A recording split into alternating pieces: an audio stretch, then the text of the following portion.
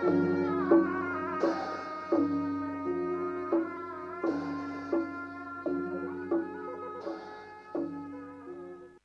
ความเจริญในธรรมและความผาสุกทางใจจงได้บังเกิดมีกับท่านสาธุชนผู้เจริญในศีลผู้เจริญในธรรมทุกท่านพร้อมกันนี้ขอยกมือ10 นิ้วกราบอาราธนาเอาคุณพระศรีรัตนตรัยบุญศีลบุญทานที่ท่านผู้ฟังทั้งหลายได้กระทำบำเพ็ญมาคุณพ่อคุณแม่คุณครูบาอาจารย์ผู้ประสิทธิ์ประสาทวิชาความรู้สิ่งศักดิ์สิทธิ์ทั้งหลายอันรักษาบริเวณคงเขตล้านนาภาคเหนือตอนบนอันมีพระบรมธาตุเจ้าดอยสุเทพจังหวัดเชียงใหม่พระธาตุเจ้าจ้อแฮจังหวัดแพร่พระบรมธาตุเจ้าแช่แห้งจังหวัดน่านพระธาตุเจ้าดอยตุงจังหวัดเชียงรายพระเจ้าตนหลวงจังหวัดพะเยาและพระธาตุเจ้าดอยกองมูพระธาตุเจ้าดอยกองมูจังหวัดแม่ฮ่องสอนพระธาตุเจ้าดอยตุงจังหวัดเชียงรายกับครูบาเจ้าศรีวิจัยนักบุญแห่งล้านนาไทยเป็นต้นจงได้มาปกปักรักษาท่านสาธุชนทั้งหลายจู่ที่อยู่ในประเทศไทยอันมีทหารตำรวจปกป้องอยู่ในอาณาเขตชนบทต่างๆตลอดถึงครูบาอาจารย์ที่ประสิทธิ์ประสาทความรู้ให้แก่นักเรียนข้าราชการทุกหมู่เหล่าพ่อออกแม่ออกพ่อหนานพ่อน้อยปีปานาอาพ่ออุ้ยแม่อุ้ยทั้งหลายขอสิ่งศักดิ์สิทธิ์นี้มาคุ้มครองปกปักรักษาท่านทั้งหลายตลอดถึงพี่น้องร่วมชาติไทยด้วยกันที่ไปอยู่ต่างประเทศเช่นประเทศอเมริกาเป็นต้นอยู่ไกลวัดไก่วาไก่บ้านไก่จองไปเสาะว่าหากินประกอบอาชีพต่างๆก็ขอสิ่งศักดิ์สิทธิ์ไปคุ้มครองถึงอเมริกาถึงญี่ปุ่นเพื่อมีความสุขกายสุขใจนานแสนนานแดดเทินพร้อมกันนี้ก่อนที่จะออกรายการต่อไปนั้นขอเชิญท่านทั้งหลายไหว้พระเจ้าพระธรรมพระสงฆ์เพื่อเป็นสิริมงคลต่อไปว่าพร้อมกันอะระหังสัมมาสัมพุทโธภควาพุทธังภวันตังอภิวาเทมิ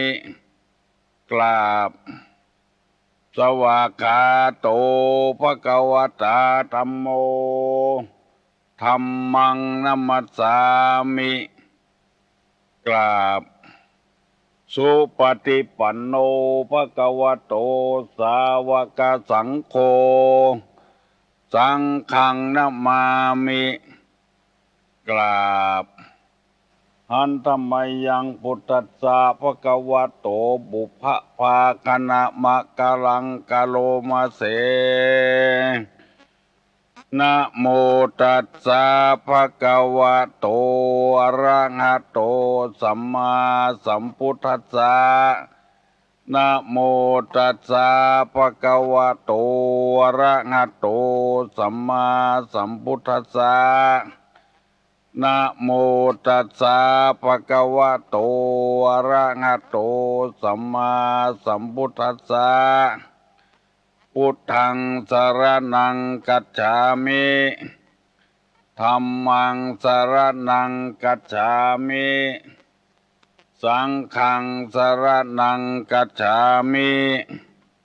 ตุติยัมปิพุทธังสรณังคัจฉามิ ตุติยัมปิธัมมังสรณังกัจฉามิตุติยัมปิสังฆังสรณังกัจฉามิตติยัมปิพุทธังสรณังกัจฉามิตติยัมปิธัมมังสรณังกัจฉามิตติยัมปิสังฆังสรณังกัจฉามิอิติปิโสภะคะวาอะระหังสัมมาสัมพุทโธวิชชาจารณะสัมปันโนสุขโตโลกาวิทูอนุตตโลปุริสาธรรมสารถิสัทธาเทวมนุสสานังพุทโธภควติสวากขาโตภควตาธัมโมสันติติโกอากาลิโกเอหิปัสสิโกโอปัญญิโกปัจจัตตังเวทิตโพวินโยหิติสุปฏิปันโนภะคะวะโตสาวกสังโฆอุจุปฏิปันโนภะคะวะโตสาวกสังโฆญาญาปฏิปันโนภะคะวะโตสาวกสังโฆญาติตังจัตตาลิปุริสายุคานิอัฏฐาปุริสาปุคลาเอสะภะคะวะโตสาวกสังโฆอาหุไนโยปาหุไนโยทักขิไนโยอัญจลิกาลนิโยอนุตตรังปุญญเขตังโลกัสสาติกราบหนึ่งกราบสองกราบสามกาเลนะธัมมัสสวนังเอตัมมังคลมุตตะมังมาแล้วเน้อปอกออกแม่ออกมาแถมแล้วเสียงก้องเสียงก้องเสียงมองต่ำเข้าเสียงตุเจ้าเทศนาธรรมมาถึงบ้านมาถึงบนเฮือนมาถึงในเฮือนถึงในมุ้งในสุดมาถึงครัวไฟมาถึงห้องน้ำมาถึงในรถในลามาถึงกุฏิเพื่อให้พี่น้องทั้งหลายได้รับข้อมูลที่ถูกต้องอันนั้นก็คือน้ำธรรมคำสอนในทางพระพุทธศาสนาเฮาปากันมุ่งหน้าแสวงหาโชคหาลาภหาเงินหาคำกันนักลำไปบอกว่าลูกเล็กเด็กแดงคนเจือใดก็แสวงหาเข้าของเงินคำมีแล้วก็ใครคือมีแถมมีแล้วก็ใครคือมีแถม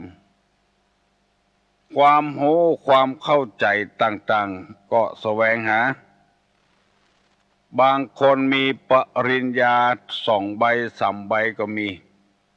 เพื่อให้เกิดความรู้จะเอามาประกอบอาชีพเพื่อเป็นหลักเป็นแหล่งอาชีพที่เป็นหลักเป็นแหล่งได้ก็ต้องอาศัยอาหารทางใจคือคุณธรรมถ้าประกอบอาชีพบ่มีคุณธรรมง่อนแง่นคอนแคนมันจะบ่มีหลักมีฐานเพราะฉะนั้นการประกาศธรรมกูเจ้าเป็นการเติมแท่งให้อาชีพมีหลักมีฐานเพื่อเอาเป็นเครื่องประกอบกันต่อไป ลูกนื้อบ่ออกไม่ออกลูกนื้อปากันลูกเน้อลูกอาบน้ำลูกฟังธรรมศาสนาไผศาสนามันแต่ธรรมะในทางพระพุทธศาสนานี้บ่เลือกจันทร์บ่เลือกวรรณะบ่เลือกนิกายบ่เลือกอันใดทั้งสิ้นคนใดนำไปปฏิบัติแล้วบอกว่าคนนั้นจะเป็นชาติใดเชื้อใดศาสนาใดเกิดความรู้ขึ้นมาแล้วนำไปปฏิบัติประกอบอาชีพด้วยได้โดยการคิดเอาในการบากุดแห่งกาวในการหากินด้วยกำปากกำคอในกาคนเฮานั้นมีอาชีพได้เยอะแยะแต่แล้วบอกว่าจะเป็นชาติใดเชื้อใดศาสนาใดอย่าไปหลงอย่าไปละอย่าไปลืมเอาคุณธรรมไปประกอบอาชีพโดยมันจะมั่นคงมันจะถาวรรู้สึกว่าบ่งอนแง่นคอนแคนต่างๆเจอเน้อพอออกไม่ออกดีใจแต่คืนนี้ก็โทรศัพท์มาหาตุลุงบอกให้ขาดเกือบทุกชั่วโมงฟังเมื่อเจ้าแล้วมันจื้นอกจื้นใจถ้าบ่ได้ฟังนี่มันขาดเจือใดเจือหนึ่งในชีวิตของตัวเองพอได้รับอาหารทางใจแล้วมันจุ้มใจม่วนใจและดีใจขึ้นบางทีฟังกับเมียผัวบ่ฟังผัวบางทีก็ฟังกับผัวเมียบ่ฟังเมินเข้าฟังเข้าก็เลยติดตึงผัวตึงเมียตึงลูกตึงเต้าจนขนาดที่ว่าถ้าบ่ได้ฟังนี่มันบ่ม่วนงุดงิด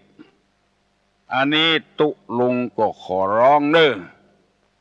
อย่าไปให้มันติดเชื้ออันล้ำเหลือ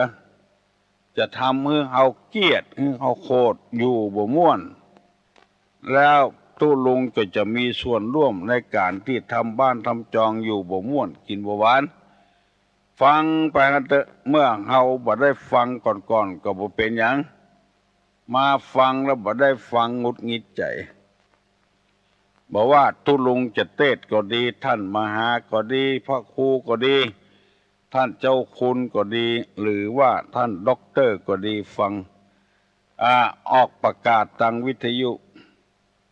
เปิ้นเอาศัพท์ที่ง่ายๆเข้าใจง่ายมาเทศให้ฟัง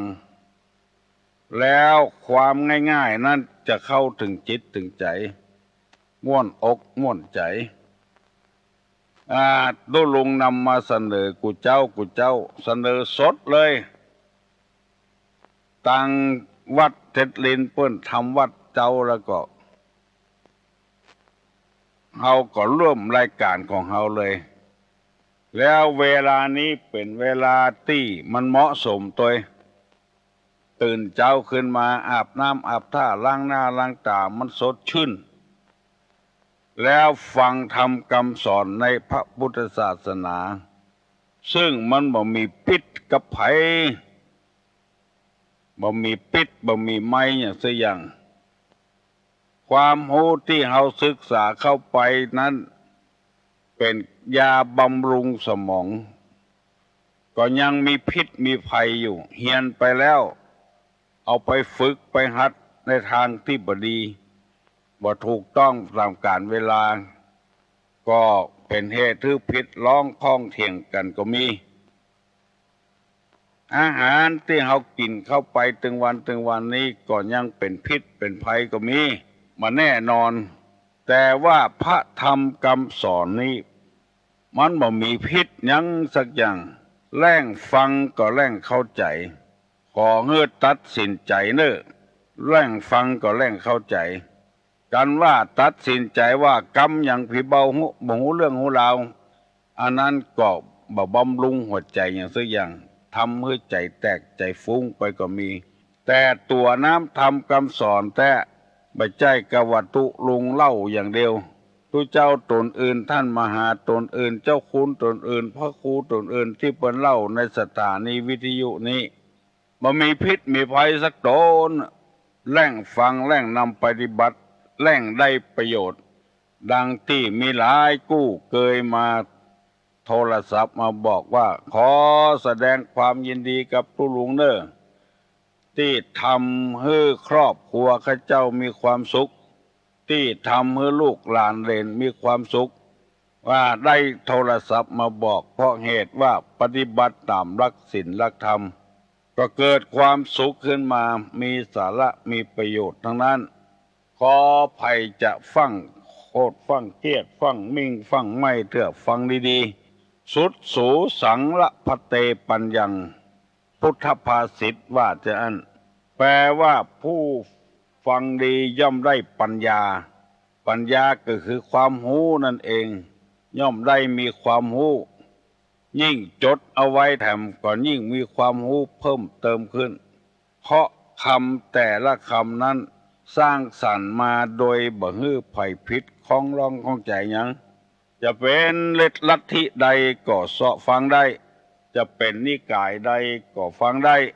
นักบวชในศาสนานอกศาสนาก็ฟังได้ฟังแล้วสุดแต่ต้านทั้งหลายจะนำไปพิจารณานำไปประกอบเพราะว่าคนเฮาในโลกนี้บ่เหมือนกันนิสัยบ่เหมือนกันมีหน้ามีตามีหูดังมีปากมีคิ้วมีแขนมีขาบ่เหมือนกันไปคนอย่างคนอย่างเพราะฉะนั้นจึงจะได้นำเอาเรื่องเกี่ยวกับว่าลักษณะของ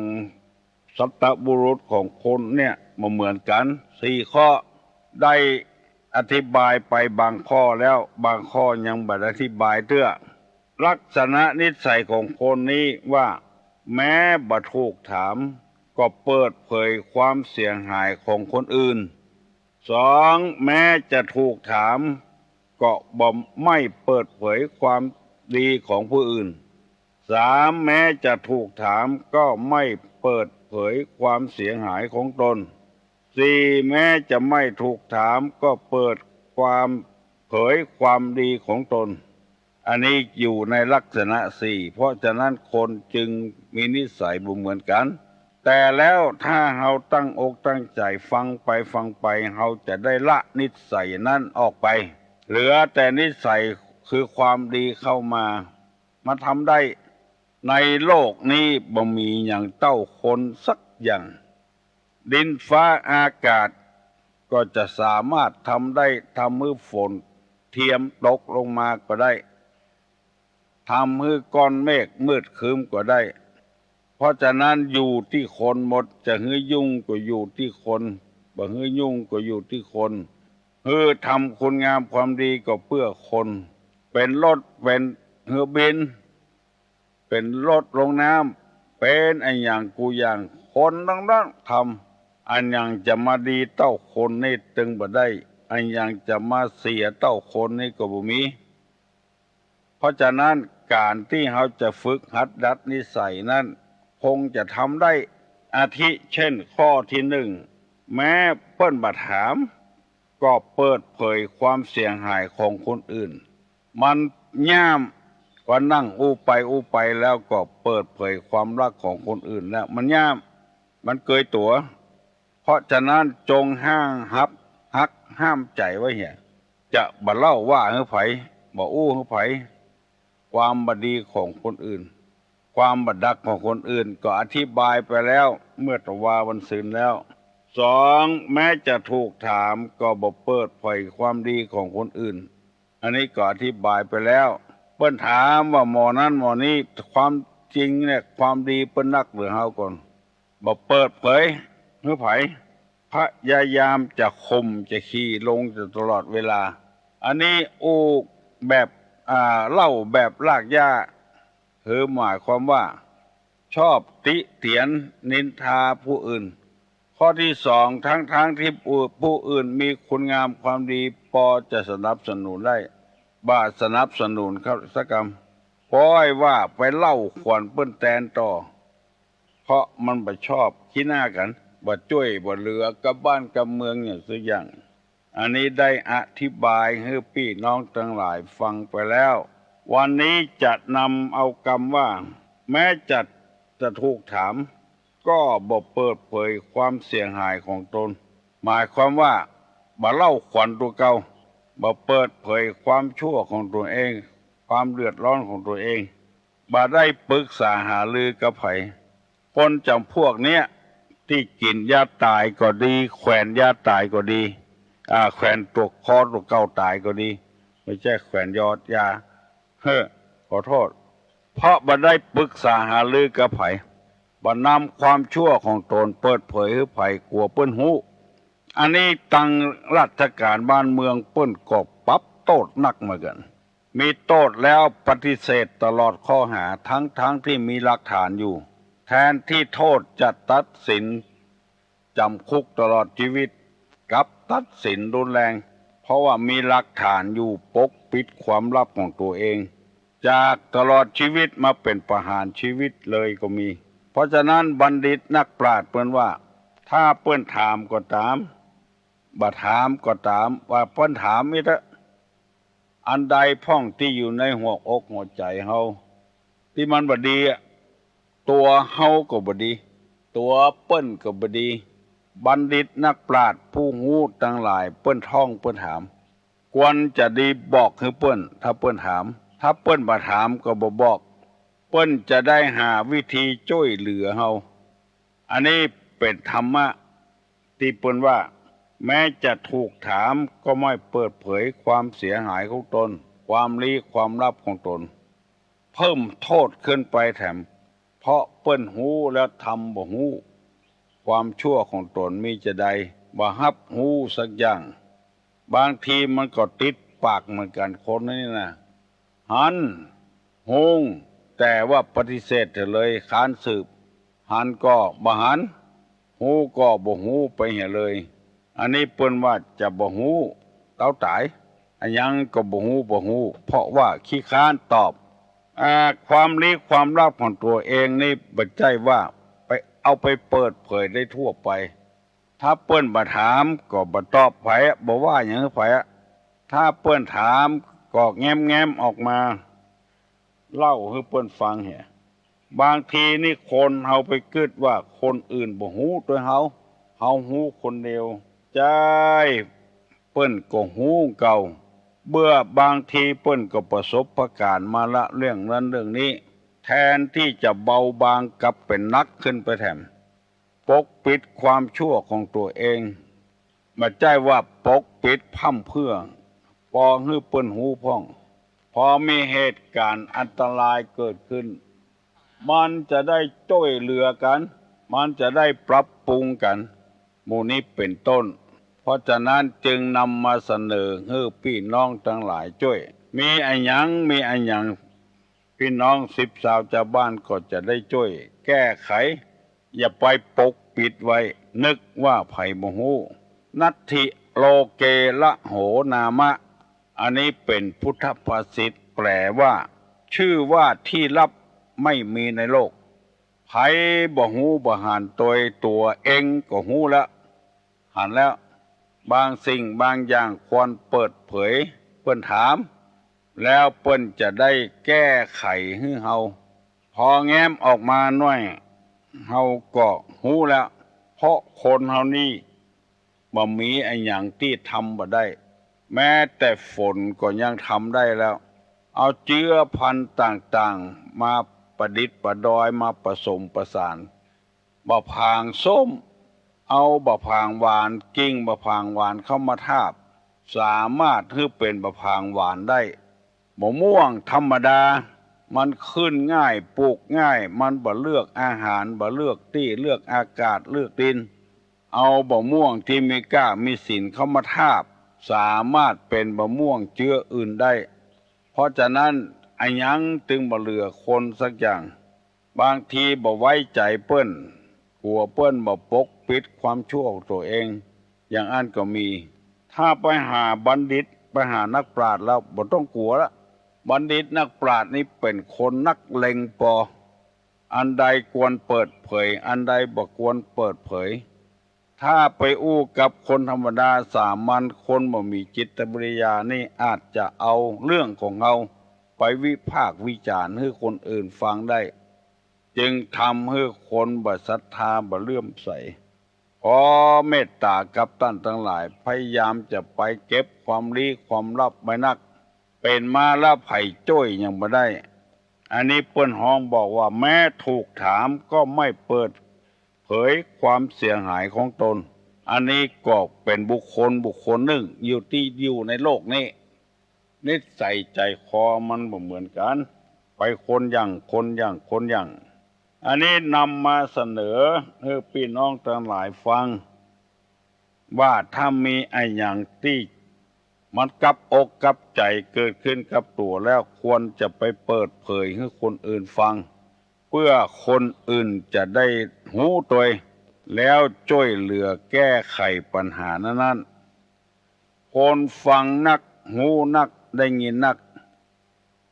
เป็นคนที่มีเปรียบเฮาแก้ไขของเฮาบ่ได้คนอื่นแก้ไขบางทีไปแก้ไขคนอื่นได้ปัญหาของตัวกึดหาบ่ออกแก้ไขบ่ได้หมู่นี้เป็นต้นพยายามฟังแต่พอออกไม่ออกตั้งใจฟังเสียหน่อยจะไปเปิดวิทยุปล่อยตุเจ้าอู้คนเดียวหยับคนเดียวฟังเรื่องเก่าฟังบักหูเรื่องเพราะตุลุงโดนถามมาว่าตะกี้ตุลุงว่าอย่างก็ลืมไปเห็นละเนี่ยกรรมที่มันถูกมันแม่นเอาไปขว้างไปตุมเหี่ยกรรมที่บดีบดักเอามาสอนตัวเก่าการเปิดเผยความบดีของตัวนั้นก็อย่าไปนับได้นับเปิดเน้อต้องพอคนเหี่ยก่อนคนนั้นจะเก็บความลับไว้ก่อนคนนั้นจะเปิดเผยความลับเขาต่อไปได้ก็หมู่เนี้ยต้องพิจารณาให้ก่อนบ่ใช่นับได้นับเปิดเผยก็บ่ได้พิจารณาหาเรื่องหาราวให้ก่อนอันนี้เป็นกรรมอธิบายข้อที่3ที่ว่าแม้จะถูกถามก็ไม่เปิดเผยความลับความเสียหายของตนเองอันข้อที่4ว่าแม้ไม่ถูกถามก็เปิดเผยความดีของตนอู้กันง่ายๆว่าอวดตัวเก่าไปฟังเถอะไผอู้ที่ไหนก็อู้ข้านี่บ่ใช่อวดตัวนะอวดมาหั่นแล้วนะแม่นกำแล้ว100%แต่ข้านี่บ่ใช่อวดตัวนะ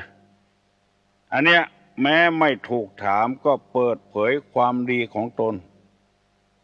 มีพ่องบ่มีพ่องก็เก็บมาว่ามีคนเท่าคนนั่งอู้กับตุลุงว่าโอ้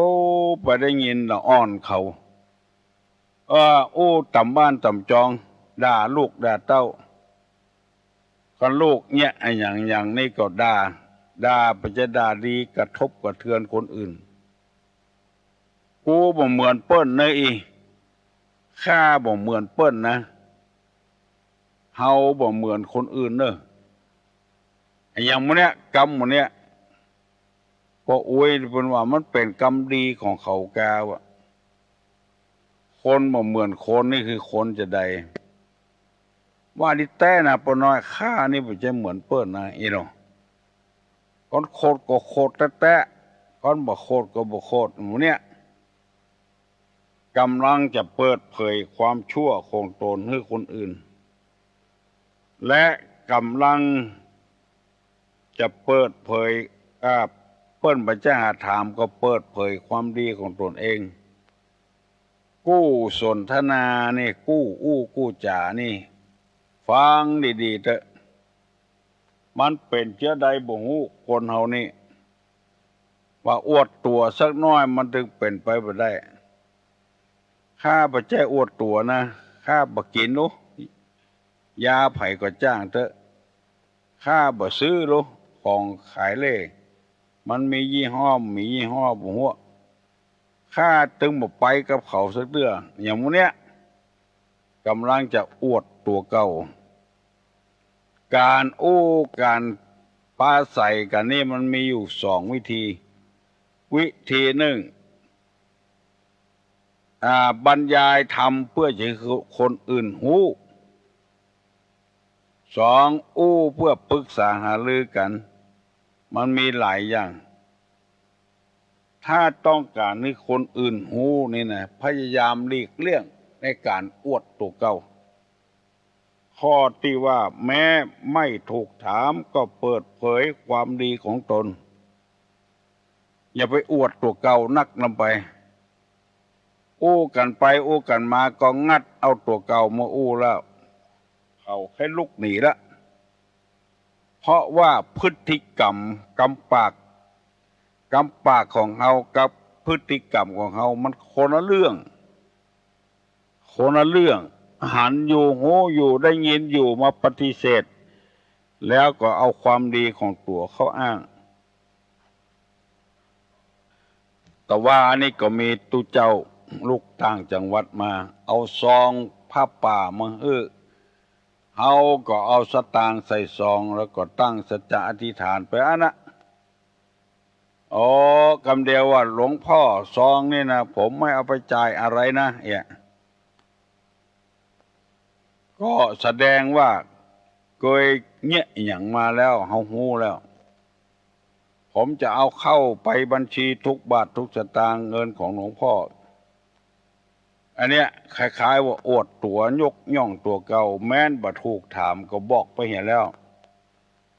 เฮาตานไปแล้วจะเอาไปก็ใจก็ตามบ่เอาไปใจก็ตามมันจะเรื่องของเฮาละเป็นเรื่องของเขาละบ่ต้องไปบอกให้ไผเฮาทำมือเขาหันเมินไปเขาก็จะหู้นิสัยของเฮาคนเดียวบ่ต้องบอกเขาก็หู้อันนี้เป็นต้น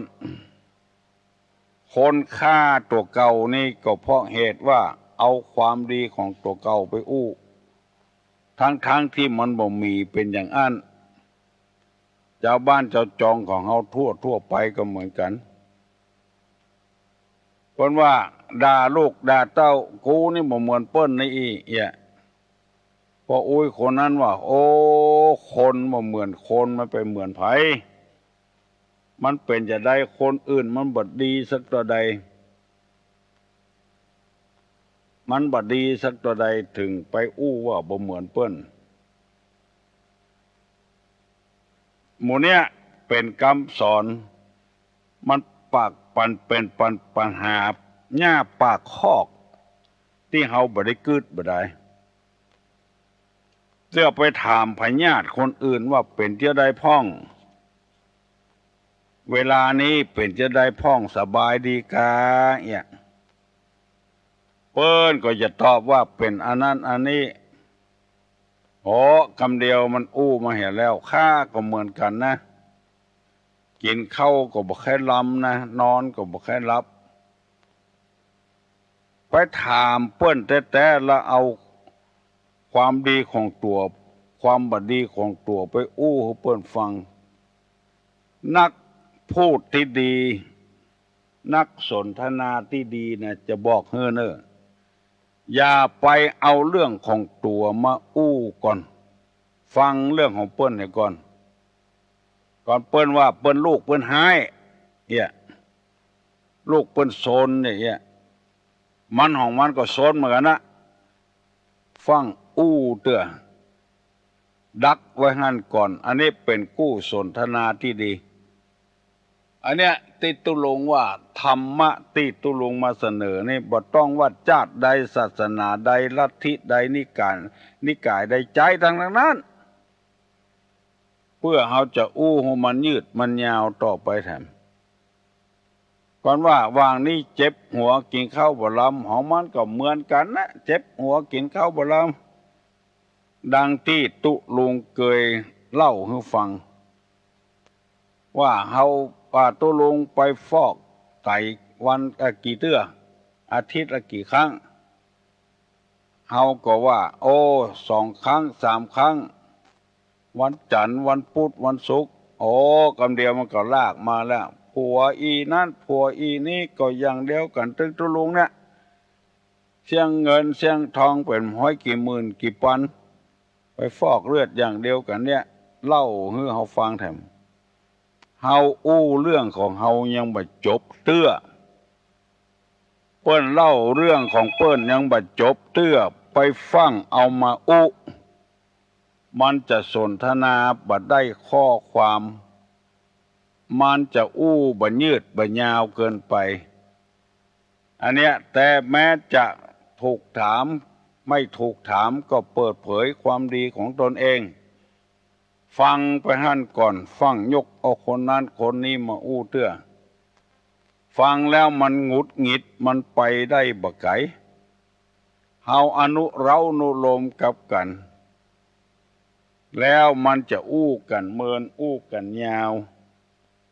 คนเฮาถ้าว่าไปแล้วมันเอาคืนบ่ได้ไปแก้ข้อหาแก้ข่าวจะได้ก็ถึงบ่ได้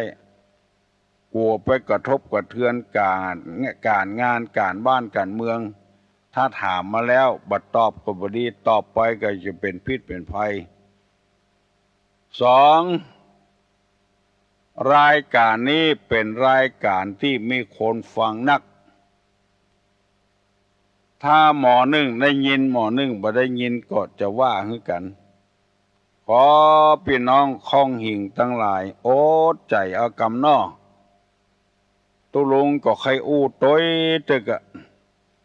เพราะว่าทำให้อายุยืนแถมจัดนักคนใดเล่ามาอู้มาตอยอย่างเฮาอู้ไปตอยในอายุตุลุงยืนแถมจัดนักแล้วเปลี่ยนอิริยาบถได้เฮาย่างอู้พ่องเฮาเปิ้นอู้เฮาย่างว่าพ่องเฮาเปิ้นว่ามาอันนี้เป็นต้นก็ขอเมตตาเน้อบ่รังเกียจเดียดฉันอย่างสักอย่างเฮาฟังกำเปิ้นเหี่ยพ่องที่กำว่าโสวัจจสตาความเป็นผู้ว่าง่ายความเป็นผู้สอนง่ายไม่รู้อำนาจแก่ความอยากที่เกิดขึ้น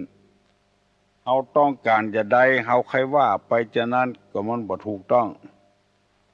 เฮาได้ฟังกันอย่างอี้ก็ดีแก่แล้วอันนี้ก็เลยถือโอกาสนี้ฝากฝังไว้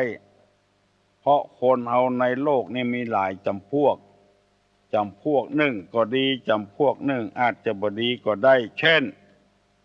ข้อหนึ่งว่าแม้ไม่ถูกถามก็เปิดเผยความเสียหายของคนอื่นเปิ้นมาถามสักหน่อยเอาคนอื่นมาเล่า2แม้จะถูกถามก็ไม่เปิดเผยความดีของผู้อื่นมันดีอย่างพ้องดีอย่างพ้องก็บ่เปิดเผยข้อที่3แม้จะถูกถามก็ไม่เปิดเผยความเสียหายของตน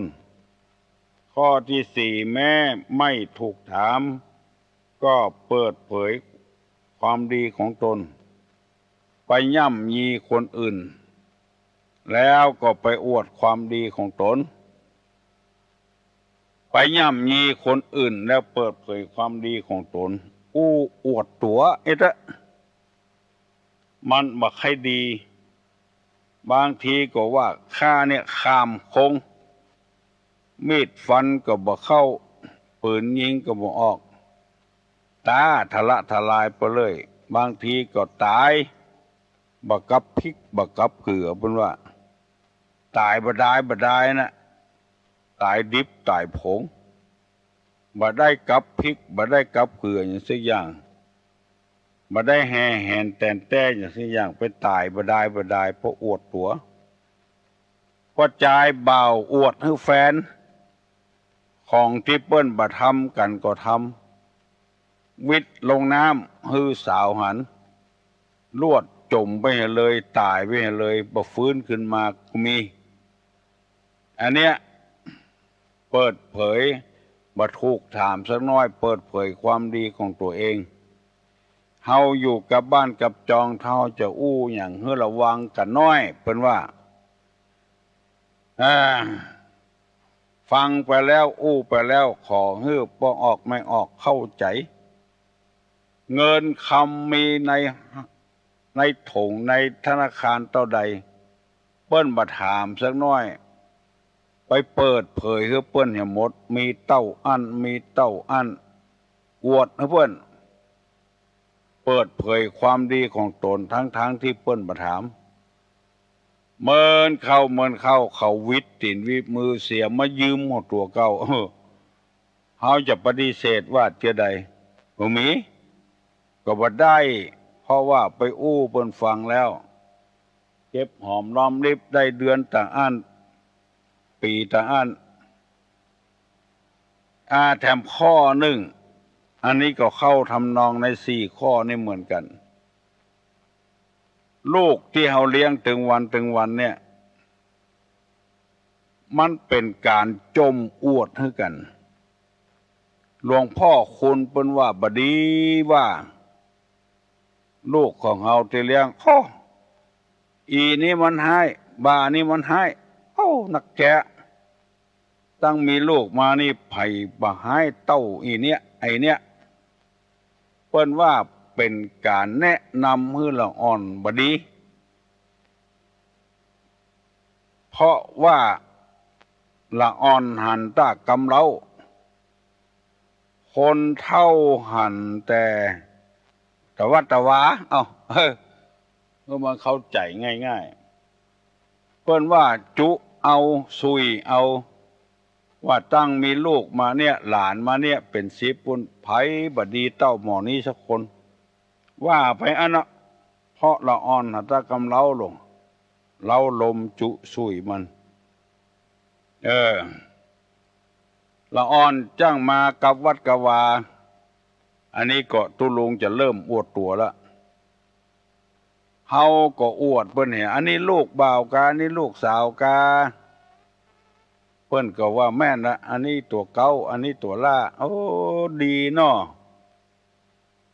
เกิดมามีโชคมีลาภดีเป็นลูกเป็นคนดีแต่มันห้ำมันเฮียนมันฟังคำสอนของพ่อของแม่เนาะเฮาว่าอย่างอี้เมินเข้ามันก็จะป้ามาเอวแถมเฮาจะได้สั่งได้สอนมันหายตุลุงมาดิเนี่ยคุยเข้าคุยของจ่ายเงินจ่ายทองว่าอย่างก็บ่ได้เหรอกำเดียวมันก็บ่ดีไปติ๊กลองสังเกตว่าคนเมาเหล้าเมายาเนี่ยมันคนคิดเหล้านะถ้าเอาไปถามว่าวันนี้กินกี่บาทละกินกี่ตองละมันโคตรขนาดนักถ้าบัดใจเฮามันจะด่าว่าจะได้บ่ฮู้ถ้าเป็นเฮาบ่ได้มันเก่งใจแฮ่ๆไปเรื่อยๆมันไปซ้ำไปเติมคนนะเป็นคนคิดเหล้าก็จ้างแต่เฮาบ่ต้องอู้เรื่องนั้นนะเพราะมันเป็นปมด้อยในชีวิตของมันหรือว่าพิการเจือใดเจือหนึ่งขอโทษเถอะหัวล้านกาตาลีกาอย่างหมดเนี้ยเฮาบ่ต้องเอามาอู้อันนี้ขอฝากขอฝังไว้เนอะกับพี่น้องทั้งหลายเฮาบ่ถ้าเอามาว่าละกรรมหมู่นี้นะหลีกเลี่ยงไปทางอื่นเนี่ยตาลีกาเป็นง่วยเป็นง่อยอย่างจะไปเฮียนแบบกันถ้าเฮาบ่เคยมันแต่นี่นะมันจังกันที่โบราณเปิ้นว่าอู้เฮือเปิ้นฮักอยากนักจักหวังอู้เฮือเปิ้นจังกำเดียวก็ได้มันมีปมด้อยทางใดเฮาพยายามหลีกเลี่ยงอย่าไปเอาปมด้อยของมันมาอู้มันจะเป็นคนขี้เหล้าขี้ยาก็ตามถ้าเฮาบ่เคยมันเป็นแต่เป็นว่านะเพราะเฮาบ่มีหน้าที่หรอกถ้าเฮาเคยมันแต่ว่าอย่างมันก็บ่โคตรนี่ก็อู้กันได้ เล่นหมอกพอให้พอดีจะไปเล่นแกอันนี้เป็นกรรมอู้กรรมจ่านำมาฝากฝังพี่น้องทั้งหลายไว้อย่าไปซ้ำไปเติมกันมันเป็นการตอกย้ำกันอย่างที่ตุลงเคยนำมาเสนอว่าเปิ้นตายไปลักของเปิ้นยิงตายเนี่ยเฮาเอาข่าวเปิ้นมาอ่านแทนที่จะว่าโอ้บาปกรรมเป็นอย่างอี้เนอพี่น้องทั้งหลายไผจะไปเนี้ยนำซ้ำเติมอย่างอันเนอมันจะเป็นอย่างเงี้ยเผลอมาก็จะไปตายยังบ่ได้กินก็บ่ได้กินใจก็บ่ได้ใจไปตายบ่ได้ถ้าว่าไปอย่างอี้ปี้เปิ้นก็ดีน้องเปิ้นก็ดีลูกเปิ้นก็ดีเมียเปิ้นก็ดีผัวเปิ้นก็ดีได้ยินเขาใส่เปิ้นจะได้เบาใจกันว่าไปลักของเปิ้นฆ่าตายจับหัวหมอนี้มันสร้างบาปตายถึงบ่ได้เกิดได้งอกเองมันซ้ำเติมกันการโอ้การจ่านั้นมันแบบเหมือนกันมันผิดกันกำปากของคนเฮาจะไปซ้ำไปเติมมันถึงเป็นไปแล้วเรื่องลัทธิเรื่องศาสนานี่อย่างจะไปดูแคว้นของเปิ้นเฮาจะเล่าไอ้หยังก็เล่าเรื่องของเฮาเนี่ยจะไปดูแคว้นลัทธิของเปิ้นศาสนาของเปิ้นไปว่าคือเปิ้นหมู่เปิ้นจะหามเอาไม้การไปสอดเปิ้นปฏิบัติของเปิ้นแล้วเนี่ยอย่างอันที่ครูบาวัดกูเจ้าอู้ให้ตุลงฟังอันนี้จับใจแต่ครูบาวัดกูเจ้าจันตะรังสีเปิ้นว่าครูบาล่าตาทิพย์อยู่วัดปะตึงนี่นะอำเภอสังกะแปงนี่เปิ้นเป็นบัณฑิตเปิ้นเป็นนักปราชญ์วันหนึ่งไปหั่นใส่ละอ่อนในบ้านนั่นบ้านปะตึงล้อมหัวแต่ก่อนนี้เปิ้นเอาตั้งบ้องล้อมกันไม้สางนี่ที่เป็นหูเราเอาไม้หัวเขาล่อนเอาฝังดินแล้วก็ไม้หัวเขาล่อนเป็นหัวได้ละบัดใจเกิ้งอันตรายสักอย่างหูว่าเป็นแคดเขาแดนเขาด้านวันหนึ่งครูบาล่าไปหันละอ่อนคนนั้นก็ถามว่าตุลงดีก็ล้อมหัวไว้เนี่ยตุลงจะว่าจะใดเปิ้นจ้างว่าโอ้ดีนะบ่าล้อมหัวอย่างนี้ก็เดียต่อไปคิงจะไม่เนี่ยทำซ้ำเนอะ ลองคิดพอหรอล้อมหัวดิ้งแต่ว่าต่อไปคิงจะไปเนี่ยทำซ้ำมันเป็นจะใดมันเอาตั้งบองตั้งป่ายฝังเอาตั้งเกาขึ้นเนี่ยกำหัวทีจัดเดียดีกะบะแต่ต่อไปคิงไปเนี่ยทำซ้ำเนอะก็ไปเนี่ยได้ปฏิเพิ่นเนี่ยจะได้เพิ่นแล้วไปแล้วแล้วก็ถ้าจัดล้อมต่อไปก็อย่าไปเนี่ยอย่างนี้เอาตั้งป่ายฝังเอาตั้งโกนตั้งเกาขึ้นมันบ่ถูกก็ไปว่าต้นนั้นก็บ่ดีต้นนี้ก็บ่ดีฮื้อเพิ่นเตแถมมันแล้วไปแล้วกำปากของคนมันเป็นไปเจียจะไปซ้ำไปเติมกันที่มันแล้วก็แล้วไปเหียถ้ามันซ้ำมันเติมกันมันจังพิษหัวกันที่เปิ้นว่าตุ้มพาลายหมาเห่าโคนกำเก่าพิษหัวกันผัวก็จ้างเมียก็จ้างเถอะทมน้ำลายไปแล้วอย่าไปปิกเอาคืนมากินแถมกองป้นปากมันก็ตึงเป็นสกปรกไปแล้วเมื่ออยู่ในปากนี้บ่เป็นหยังขอโทษเถอะอย่างอุจจาระอยู่ในท้องเฮาบ่ฮู้หยังปล่อยมันอยู่หั่นน่ะไปที่ไหนก็เอาไปโตยติดขึ้นติดล่องลองออกมาแล้วจะแล้วเหม็นแล้วเหมือนกับกรรมเก่าที่เฮาโค้นมาผิดหัวกันนะ ปีแล้วสู่ก็ยังเอี้ยเอามาโค้นมาอู้แถมไปกินเหล้าเมาเหล้าแล้วไปคล้องใส่เครือใส่ต้นไม้แล้วไปเต้าหัวแตก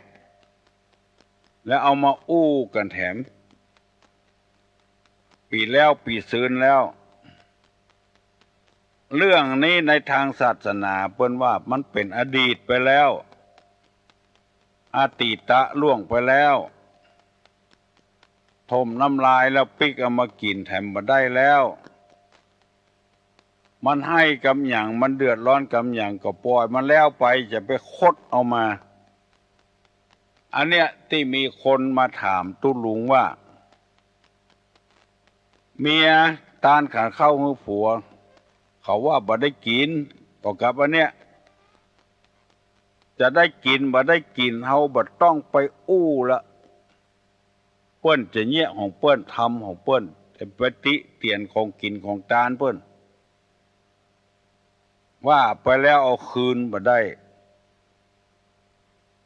ปล่อยเปิ้นตานของเปิ้นไปเถอะที่เปิ้นบ่ฮื้อตานเพราะหยังเพราะพวกเก่ามันขัง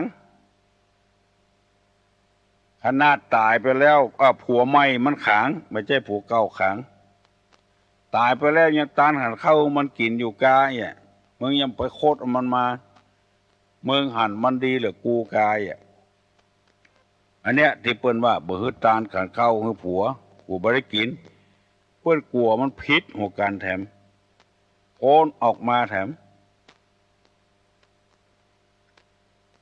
เตือมาถามตุลุงก็บ่หานตัวเขาก็ตอบว่าโอ้ได้กินกะแต่ว่าลักตาเนอจะไปให้ผัวไม่หันเขาใส่มันจะขางก็ตอบกันไปอย่างเอี้ยบัวประจำน้ำบ่คุณถ้าเขาไปตอบบดีอย่างว่าน่ะรักพี่ยังเสียดายน้องกรรมเดียวจะผิดเหมือนกันที่นำมาเสนอนี้บัดใจตั้งใจมาสั่งสอนภัยคนใดคนหนึ่งเนอเอามาเสนอคือฟังหมดน่ะตึงในประเทศไทยตึงในอเมริกาเพราะว่าเปิ้นฟังตังอินเทอร์เน็ตส่งอีเมลไปให้กันเป็นที่อัศจรรย์ใจว่าเสียงของทุลุงมาเจ้าวันเนี้ยพดเพปอเมริกาได้จะได้คนที่อยู่ในอเมริกาโดยเฉพาะคนภาคเหนือ7-8 จังหวัดเนี่ยฟังแล้วคึดเติงหาบ้านยินดีกับปอกออกไม่ออกเนอที่ในอยู่ต่างแดนยังหูว่าเอาตุลุงเป็นกู้เงียบกู้เหงาเพราะไปอยู่ต่างบ้านต่างจองแล้วมันตึงเงียบหาบ้านเฮาพ่องเลี้ยวแปลงใดมันบ่เหมือนเก่าเหมือนเดิมต้นไม้ต้นตอกในให้ในสวนเป็นภูเขาเป็นดอยอย่างบ้านเฮานี่มันมีน้อยมีก็บ่เหมือนของเฮาเป็นนกหนูปูปลาก็บ่ได้กินได้ใจบ่เหมือนบ้านเฮาเมืองเฮาโอดเอาเถอะพยายามเอาเงินเอาทองมาสร้างบ้านสร้างจองในบ้านเฮาไปทำงานต่างจังหวัดจะไปเมากินเหล้ากินยาใจใจสุรุ่ยเสือร่ายซะเจนเงินทองมันบ่เป็นปี้ไผ่น้องไผ่พ่อกับลูกลูกกับพ่อฆ่ากันเพราะเงินเพราะทองก็มีบ่ใจปี้ใจน้องของไผ่สักคนถึงเวลาแล้วจะเนี้ยจะได้ก็จ้างมันบ่ใจปี้น้องของเฮาก็หิหากาขายเอาบางคนไปขุดทองลูกคนมั่งมีสีสุกแต่ไปรับจ้างล้างถ้วยให้เปิ้นต่ำในร้านอาหารรับจ้างซักผ้าซักครัวให้เปิ้นต่ำในสถานที่ต่างๆไผบ่ฮู้ไผบ่หันว่าเฮาเป็นลูกคนมั่งมีสีสุกตัวใดไผบ่ฮู้เพื่อได้เงินได้ทองมาเอามาจุนเจือครอบครัวในบ้านในจองขอขอบคุณขออนุโมทนาขอยินดีตัวเนอที่พี่น้องต่างประเทศจะเป็นประเทศอันยังก็ตาม เปิ้นบัดเดียวนี้บ้านเมืองมันเจริญแล้วส่งไปทางอินเทอร์เน็ตส่งไปทางอีเมลคนก็ได้ฟังแล้วผู้หลักผู้ใหญ่ทางนี้ก็ทึ่งเหมือนกันว่ารายการเมื่อเจ้าเนี่ยธรรมะกับประชาชนของสถานีวิทยุ96เนี่ยมันไปเล็ดลอดถึงต่างประเทศได้เจียใดเพราะเปิ้นไปแล้วก็ไปปะใส่กันอู้กันฟังว่ามีรายการหนึ่งของจังหวัดเชียงใหม่เนี่ยเล็ดลอดไปถึงอเมริกาปุ่นฟังไปเถอะเนอะพี่น้องทั้งหลายประเดี๋ยวนี้เวลามันจะหมดแล้วขอขอบคุณอนุโมทนากับญาติกับโยมที่ตั้งใจฟังคือเป็นคนว่าง่ายสอนง่ายอดเอาให้กำเพราะเฮาอยู่กับคนอื่นไม่ใช่เฮาอยู่คนเดียวปนมมือขึ้นเนอตุลุงจะฮือปอนนะเนออายุวัฏโกธนะวัฏโกศิริวัฏโกยัสสะวัฏโกพละวัฏโกวันนะวัฏโกสุขะวัฏโกโหตุสัพพตาทุกขโลกาพญาเวลาโสกาจันตุจุปตวาอเนกาอันตระญาปิวินาสันตุจเตจะสาใจยะสิทธิทนังลาพังโสถีภคยังสุขังพลังสิริอายุจะวันโนจะโภกังวุฒิจยะสวาสตาวาสาจะอายุจัจจีวสิทธิปวันตุเตอุทาปจายิโนจตตารโลธรรมาวัฏันติอายุวันโนสุขังพลัง